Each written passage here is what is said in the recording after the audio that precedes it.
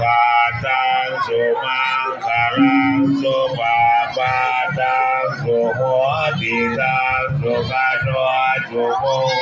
หสังฆัมมัจจาริสุปตาหิรังกายกรรมังวาจากรรมังปาตากินังปาตากินัง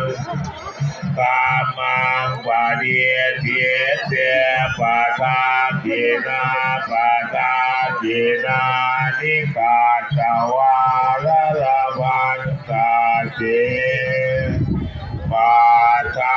กิเตครับก็พิธียกธงชัยหรือเป็นเครื่องหมายว่าสถานแห่งนี้นะครับเป็นสถานลานบุญเพื่อให้เทพพระพุทธเทพยดาหรือญาติพี่น้องทั้งหลายได้